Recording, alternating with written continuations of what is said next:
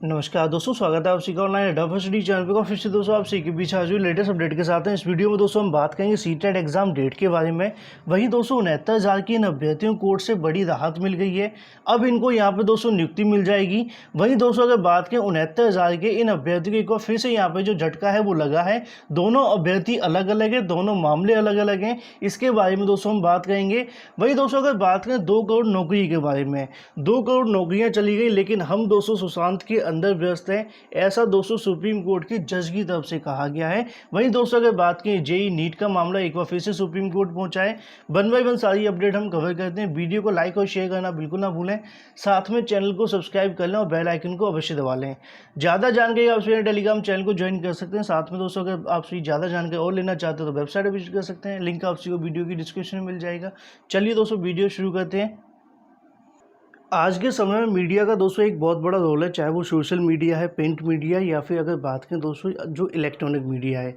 लेकिन ऐसे में कहीं ना कहीं दोस्तों काफ़ी ऐसी चीज़ें देखने के लिए मिलती हैं मीडिया के अंदर, जो कि दोस्तों आप सभी के लिए काफ़ी दुखदाई भी हैं। यहाँ पर दोस्तों मैं आप सभी को दिखाना चाहूँ तो यहाँ पर दोस्तों आपको देखने मिल रहा है कि मीडिया पर बढ़ के दोस्तों जस्टिस कार्टजू सर की तरफ से यहाँ पे दोस्तों उनका कहना है कि 2 करोड़ लोगों की नौकरी चली गई, लेकिन हम सुशांत में व्यस्त हैं। सुशांत का मामला आप सभी को पता है सीबीआई के हाथ में चला गया, मामला सुप्रीम कोर्ट में भी गया, मामला दोस्तों पुलिस के हाथ में भी था। तो ऐसे में दोस्तों उसके परिवार और साथ में सुशांत को न्याय की अगर बात की जाए तो दोस्तों पुलिस की तरफ से, सीबीआई की तरफ से, साथ में आप सभी को पता है सुप्रीम कोर्ट की तरफ से मिलेगा। इसमें कोई संशय नहीं है, मिलना भी चाहिए। इसको लेकर दोस्तों कोई विवाद भी नहीं है। लेकिन विवाद दोस्तों यहाँ पर देखने के लिए मिलता है कि आजकल मीडिया के अंदर सिर्फ और सिर्फ दोस्तों एक ही मुद्दा छाया हुआ है, वो है दोस्तों सुशांत सिंह राजपूत का। लेकिन दूसरी तरफ ऐसे दोस्तों सुशांत ढेर सारे हैं जिनका नाम दोस्तों कहीं ना कहीं मीडिया में देखने को नहीं मिल पाता है। लगभग 2 करोड़ लोगों की नौकरी चली गई है, ढेर सारी संख्या के अंदर। इतनी संख्या दोस्तों आप सभी को बताई नहीं जा सकती है। अभ्यर्थी बेरोजगार हैं, उनको नौकरियां नहीं मिल रही हैं। बहुत सारी ऐसी परीक्षाएं जो कि आयोजित की जा रही है, लेकिन बहुत सारी ऐसी भी परीक्षाएं जिनके अभी तक ना तो रिजल्ट आए, रिजल्ट आने के बाद में ना ज्वाइनिंग दी जा रही है।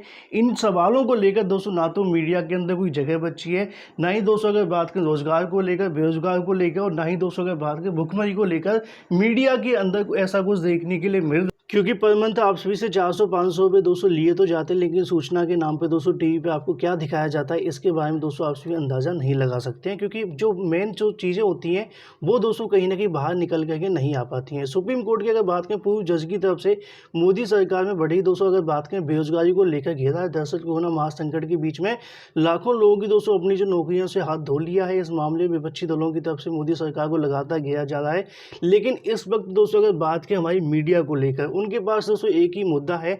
ऐसा नहीं है दोस्तों उनके बार बार दिखाने से यहाँ से दोस्तों कहीं ना कहीं उनको न्याय मिलेगा। जैसा कि मैंने स्टार्टिंग में कहा कि न्याय उनको मिलना चाहिए, मिलने वाला भी है। अगर बात करें सीबीआई की तरफ से, पुलिस की तरफ से, और साथ में सुप्रीम कोर्ट की तरफ से, और कहीं ना कहीं दोस्तों पूरे देशवासी उनके साथ हैं। लेकिन कहीं ना कहीं जो 20 करोड़ लोग हैं, या फिर दोस्तों 2 करोड़ लोग हैं, या 1 करोड़ है, या 20 लाख हैं, उन सभी के साथ में भी आना चाहिए। जो कि दोस्तों अगर बात करें इस कोरोना महामारी के बीच में बेरोजगार हो गए, भुखमरी की समस्या दोस्तों उन सभी के सामने है। क्योंकि लगातार नौकरियां छूट जाने की वजह से दोस्तों जो आत्महत्या के मामलों में बढ़ोतरी हुई है कोरोना महासंकट के बीच में, ऐसी दोस्तों चीज़ें कई बार देखी गई। कंपनियों की तरफ से रोजगार की दोस्तों बड़ी मुसीबत बन गई है। लेकिन ऐसे में आप सभी को मीडिया के अंदर क्या दिखाया जा रहा है इसको लेकर दोस्तों यहाँ पे जो है आप सभी को देखा गया है। तो ऐसे में दोस्तों डिसाइड आप सभी को करना है कि जो आप सभी को दिखाया जा रहा है वो दोस्तों कितना सत्य है और कितना सत्य नहीं है। वही दोस्तों अगर बात करें 69,000 को लेकर, 69,000 वाले अभ्यर्थी 1.5 साल से परेशान है। किसी भी मीडिया की तरफ से इन मुद्दों को नहीं उठाया जाता है। यहाँ पे दोस्तों अभ्यर्थियों की राहत मिली है कोर्ट की तरफ से, जो कि दोस्तों आपके सामने है। तो जैसा कि आप सभी को पता है कि आवेदन में सुधार को लेकर मामला दोस्तों हाई कोर्ट के अंदर तमाम बार गया हुआ है। अलग अलग दोस्तों आपको आदेश देखने के लिए मिले, कई जगह मना किया है, कई जगह पर नहीं हुआ है। कई जगहों पर दोस्तों आवेदन का मामला अलग अलग तरीके का है, जैसे कि ओएमआर के अंदर अगर बात करें, या फिर आवेदन के अंदर गलती हुई है, या फिर जैसा कि आप सभी को पता है उनमें से कुछ अभ्यर्थी चयनित हैं। ऐसे मामले भी यहाँ पर देखने के लिए मिलते हैं। तो कई बार ऐसी मांग की जाती है कि जो चयनित हो चुके हैं, चयनित लिस्ट के अंदर हैं, उनका यहाँ पर प्रत्यावेदन ले लिया जाए। और मैंने आपको कई बार कहा भी है कि सरकार जब चाहेगी तो आपका संशोधन कराएगी। किस प्रकार कराने वाली, प्राप्तांक पूर्णांक वाले अभ्यर्थी को थोड़ी समस्याओं का सामना करना पड़ता है। बाकी अदर जितने भी हैं बार बार अपने कमेंट को लेकर पूछते हैं, उनको परेशान होने की आवश्यकता नहीं होनी। तो ऐसे में दोस्तों यहाँ पे कोर्ट की तरफ से बड़ी राहत दी गई, जो कि आप सभी के सामने कि आवेदन में त्रुटि करने वाले प्रत्यावेदन पे दोस्तों विचार का जो निर्देश है वो देखने के लिए मिल रहा है। लेकिन यहाँ पे भी मामला दोस्तों सरकार के ऊपर डाला गया है। उनका कहना है कि नियमानुसार इन अभ्यर्थी को दोस्तों जो प्रत्यावेदन विचार किया जाना चाहिए। तो ऐसे में दोस्तों मैंने कई बार आप सभी को बताया कि इन अभ्यर्थियों को यहाँ से राहत मिल जाएगी। और यह मामला दोस्तों अगर बात की सिंगल बेंच डबल बेंच के अलावा सुप्रीम कोर्ट में भी गया हुआ, जहाँ पर दोस्तों अगली सुनवाई होने वाली है 2 सितंबर को। वहाँ पे भी दोस्तों आप सभी को काफ़ी कुछ देखने के लिए मिल सकता है। तो एक बार फिर से दोस्तों यहाँ पे अभ्यर्थी को राहत मिल चुकी है, जो कि आप सभी के सामने यहाँ पे दोस्तों उनकी तरफ से कहा भी गया कि गाइडलाइन में स्पष्ट तौर पर लिखा हुआ था कि फॉर्म भरते समय कोई गलती की गई तो सुधार का अवसर नहीं दिया जाएगा। लेकिन ऐसे में दोस्तों यहाँ पे आप सभी के सामने लिखा है, कोर्ट ने अभ्यर्थी को राहत देते हुए दोस्तों यहाँ पे कहा है कि नियमानुसार दोस्तों जो भी चीज़ें होंगी उनके प्रत्यावेदन पर विचार करने की जो बातें वो की गई। तो ऐसे में जो प्राप्तांक पूर्णांक वाले अभ्यर्थी हैं बस उनके लिए थोड़ी समस्याओं का सामना करना पड़ता है, बाकी अदरवाइज किसी के लिए नहीं है। ऐसे में दोस्तों प्राप्तांक पूर्णांक वालों का भी दोस्तों यहाँ प्रत्यावेदन विचार किया जा सकता है, लेकिन सरकार जब चाहेगी तभी दोस्तों आपको देखने के लिए मिलेगा। तो एक बार फिर से दोस्तों यहाँ पे हाईकोर्ट की तरफ से राहत मिली है। वहीं दूसरी तरफ दोस्तों एक और मामला गया था, जिसके बारे में मैंने आपको पहले भी बताया था।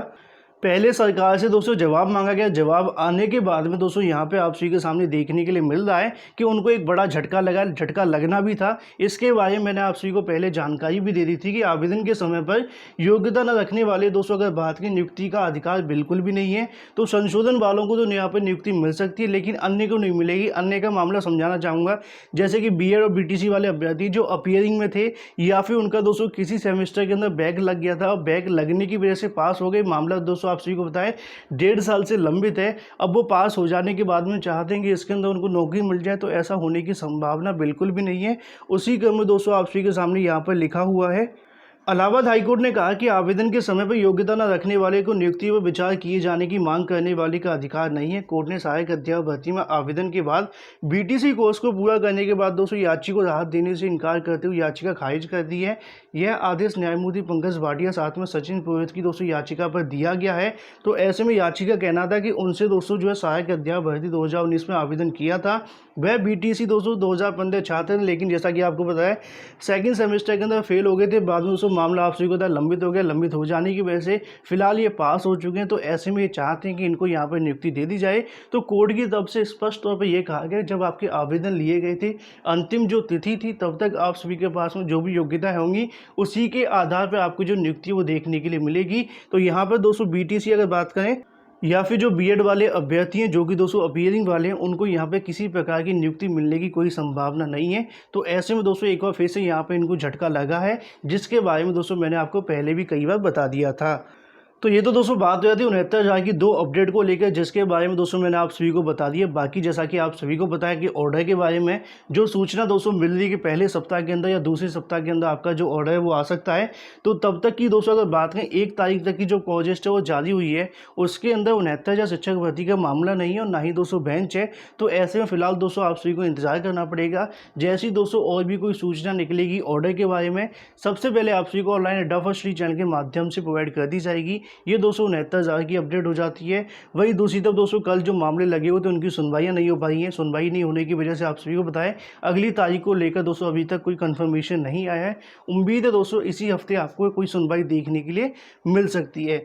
वही दोस्तों अगर बात करें सीटेट एग्जाम डेट के बारे में, इसके बारे में दोस्तों मैंने आप सभी को बताया था कि इस हफ्ते फैसला होने की संभावना इसलिए भी दोस्तों बताई गई थी क्योंकि यहाँ पर दोस्तों जेईई और साथ में नीट को लेकर सुप्रीम कोर्ट से हरी झंडी दे दी गई थी। उनका कहना था कि सुप्रीम कोर्ट के साफ कहा था कि यहाँ पर जो जेईई और नीट है वो अपने तय समय पर कराई जाएगी, क्योंकि कोरोना काल के अंदर हर एक चीज़ को यहाँ बंद नहीं किया जा सकता है। क्योंकि कोरोना कब तक जाएगा इसके बारे में दोस्तों कोई भी ऐसी चीज़ें देखने के लिए नहीं मिल रही हैं। तो सुप्रीम कोर्ट की तरफ से स्पष्ट तौर पर हरी झंडी मिल चुकी थी।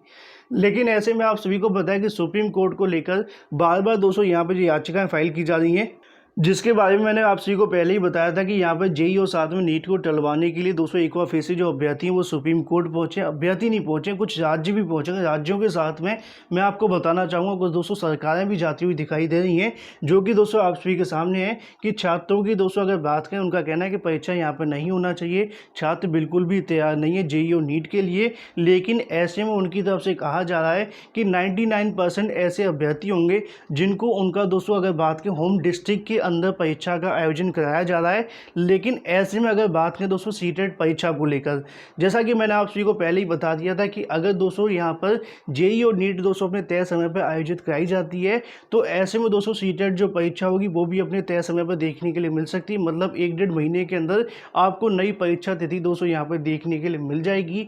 लेकिन एक बार फिर से मामला दोस्तों जेई और नीट को लेकर फंस गया है। अगर यहाँ से परीक्षा स्थगित को लेकर कुछ चीज़ें होती हैं तो आप मान करके चलिए सीटेट एग्ज़ाम डेट भी दोस्तों 1 महीने और आगे खिसक सकती है। लेकिन आप सभी को पता है कि अभी भी कई राज्यों की तरफ से लगातार दोस्तों जो परीक्षाओं का विरोध किया जाए, जैसा कि आप सभी को पता है महाराष्ट्र की बात करें, पंजाब, राजस्थान, बंगाल की बात करें, झारखंड की बात करें या फिर दोस्तों छत्तीसगढ़ की बात करें, यहाँ पे दोस्तों लगातार इन परीक्षाओं का दोस्तों विरोध किया जा रहा है। तो ऐसे में दोस्तों जैसा कि आप सभी को पता है, जब तक सभी राज्यों की तरफ से सहमति नहीं बन जाती है तब तक दोस्तों यहाँ पर जो जेई और साथ में नीट परीक्षा का आयोजन नहीं किया जाएगा। और इसी प्रकार दोस्तों सीटेट परीक्षा के भी आयोजन आपको देखने के लिए मिलेगा। मैंने आपको पहले भी कई बार कहा था कि जो सेंट्रल लेवल परीक्षा कराई जाएंगी, जब तक सभी राज्यों की सहमति नहीं बन जाती है तब तक दोस्तों परीक्षाओं का आयोजन नहीं होगा।